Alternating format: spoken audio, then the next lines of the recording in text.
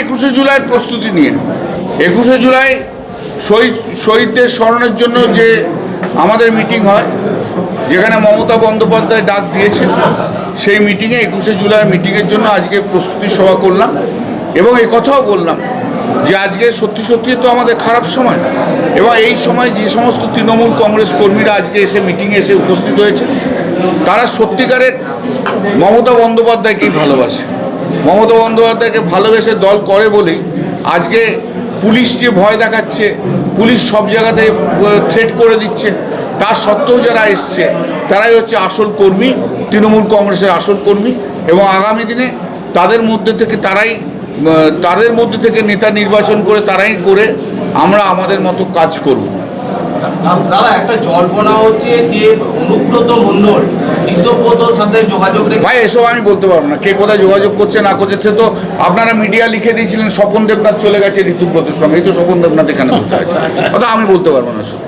বললাম না আজকে বারুইপুরে মুখ্যমন্ত্রী শুভেন্দু অধিকারী, আমরা বারুইপুর নিয়ে তো প্রেস কনফারেন্স না, প্রেস কনফারেন্স বর্ধমান নিয়ে বলুন। বলছি বর্ধমানে একটা ঘটনা ঘটেছে কয়েকদিন আগে, একজন তৃণমূল কর্মী সুসাইড করেছে এবং তার পরিবারের যেটা অভিযোগ ছিল যে বিজেপির বেশ কয়েকজন কর্মীরা তাকে চাপ দিচ্ছিলেন, তার জন্যই সে বাধ্য হয়েছে আত্মহত্যা করতে। তৃণমূল কংগ্রেসের কোনো প্রতিনিধি দল কি তার বাড়িতে গেছেন বা কি তাদের? আমি জানি না এত লোকাল খবর।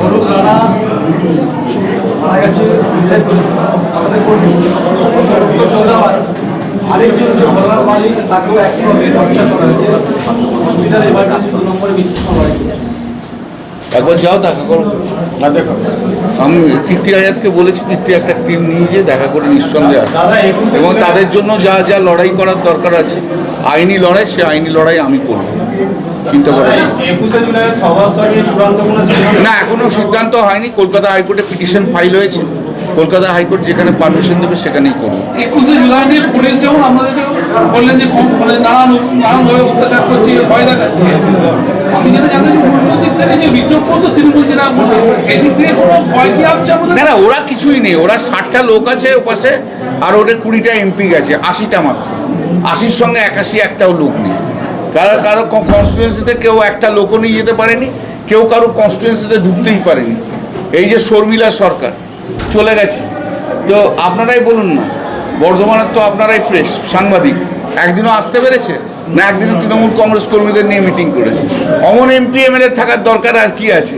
শুধু পার্লামেন্ট করলাম আর বাড়ি গেলাম, শুধু বিধানসভা করলাম আর বাড়ি গেলাম, প্রেস কনফারেন্স করলাম আর বাড়ি গেলাম, তাতে কি হবে?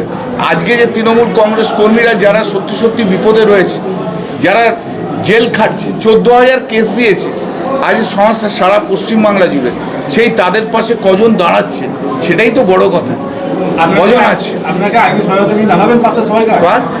আমি তো বলেই দিয়েছি, আগামী 1 বছর কোনো রোজগার করবো না, শুধু তৃণমূল কংগ্রেস কর্মীদের হয়ে মামলা করবো নিঃসন্দেহে।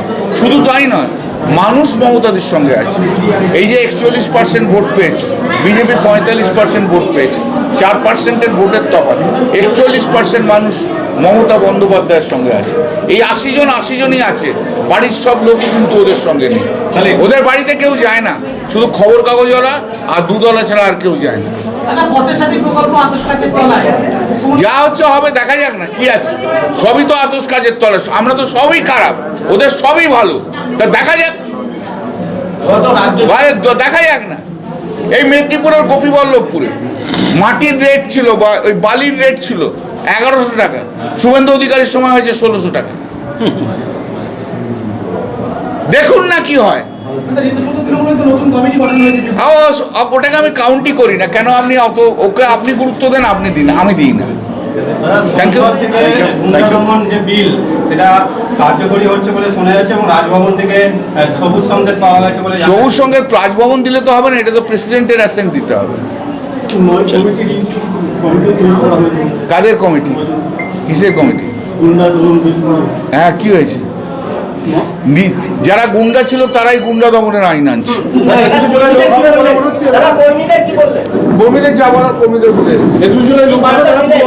বার্তা দিলাম, যারা সত্যিকারের তৃণমূল কংগ্রেস, যারা মমতা বন্দ্যোপাধ্যায় যারা ভালোবেসে তৃণমূল করেন, তারা 21শে জুলাই কলকাতায় আসবেন।